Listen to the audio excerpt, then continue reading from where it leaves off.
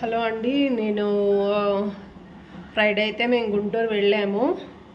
అంటే అసలు ప్లేస్ మారుదాము అంటే మేము చాలా డిస్టర్బ్ అయిపోయామండి. ఎందుకంటే ఫర్ ద ఫస్ట్ టైము ఈ వరదలు అవి దగ్గరుండి చూడడం, అంటే ఫోన్లో చూడడం వేరు, ఎవరో చెప్తే వినడం వేరు కదా. అది దట్టు మేము రియల్గా చూసేసరికి కొంచెం షాక్ అయితే అవుతాం కదండి, ఆబ్వియస్లీ. ఇంకా అలాగా చాలా డిస్టర్బ్డ్గా ఉన్నాము. తర్వాత ఇంకా ఏమంటారు, హెల్త్ ఇష్యూస్ వచ్చాయి, హెల్త్ ప్రాబ్లమ్స్ బాగాలేదు.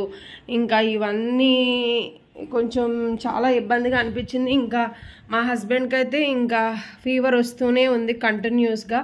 ఇంకా అలా కాదు, ప్లేస్ మారదామన్నట్టు ఇంకా ఫ్రైడే అక్క కాల్ చేసి, సరే హాలిడేసే కదా అంటే ఫ్రైడే స్కూల్ ఉందండి మా వారికి, స్టాఫ్ వర్క్ ఉంది, పిల్లలకి లేదు. కానీ ఇంకా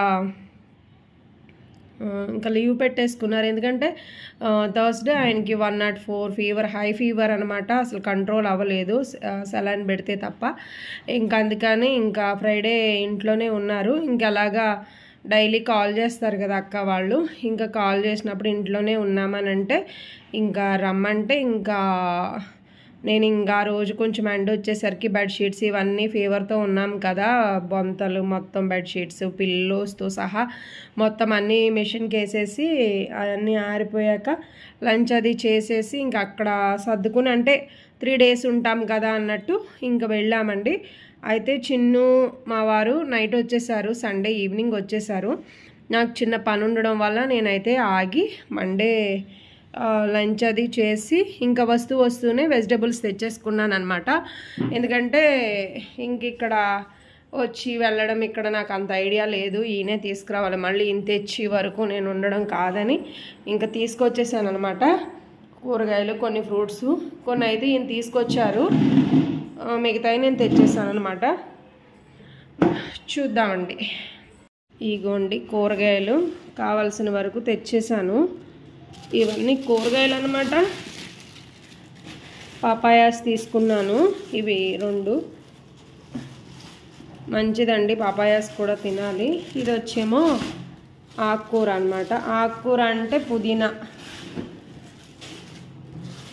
పుదీనా ఇది. అన్నీ చాలా రేటు ఉన్నాయండి. ఇది కరివేపాకు, పుదీనా, ఇంకా ఒక 5-6 రకాలేమో కూరగాయలు తెచ్చుకున్నాను. మునక్కాయలు అక్కాళ్ళు తీసుకున్నారు, కాకపోతే ఇంకా నేను సాంబార్ చేద్దామని ఒక 2 ముక్కలు అయితే తెచ్చుకున్నాను.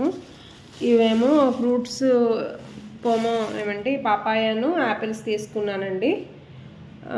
ఇంకా ఇవి వచ్చేసి నిమ్మకాయలేమో అక్క వాళ్ళ చెట్టి అనమాట.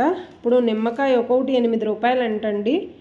ఎందుకంటే వర్షాల వల్ల తోటలోకి వాటర్ వచ్చేసేసి వెళ్ళట్లేదంట, అందుకని 8 రూపీస్ అంటండి ఈచ్ వన్. ఒక్కొక్క కాయ 8 రూపాయలు అంట. చూడండి ఎంత రేటు ఉన్నాయో కూరగాయలు. ఫ్రూట్స్ ఏమో పపాయాస్ అండి. ఇప్పుడు పపాయాస్ అంటే ఈ ప్లేట్లెట్స్ కౌంట్ కూడా తగ్గుతుందని అంటున్నారు. అయినా కూడా మంచిదండి ఫ్రూట్స్ తినడం కదా. ఇంకా పపాయాస్ 2 కలిపి 100కి ఇచ్చాడు అక్క అండి, ఆడావిడే. ఈ 6 కాయలు 100 తీసుకున్నారు. అంటే బావగారు నేను కలిపి తీసుకున్నాంలేండి. 1/2 కిలో కాకరకాయలు, 1/2 కిలో బంగాళదుంపలు, అన్నీ 1/2 కిలో అండి. ఇవి 1/2 కిలో, ఇవి 1/2 కిలో, ఇవి 1/2 కిలో, ఇది 1/2 కిలో. ఇవిని బెండకాయలును ఈ 2 మునక్కాయలు సాంబార్ చేద్దామని తీసుకొచ్చాను. పుదీనా కట్ట 15 రూపాయలు. ఇంకా చూసారు కదా, నిమ్మకాయలు మాత్రం అక్కల చెట్టి అండి. ఇవి తీసుకుని అయితే వచ్చేసాను అనమాట. వస్తా 4 రోజులు ఏంటండి, మధ్యలో ఒక 2 రోజులు పప్పు, ఆకుకూర, పప్పుచారు చేసుకున్నా. 2 రోజులు పప్పు, ఆకుకూర, పప్పుచారు చేసుకున్నా. మాకు ఒక వారం రోజులు గడుస్తాయని నేను ఇంకా తీసుకొచ్చేసానండి. ఇంకా కూరగాయలు మనకి ఇంట్లో ఉంటే వండుకోవచ్చు కదా అని తీసుకొచ్చి మిషన్లో బట్టలు వేసేసాను.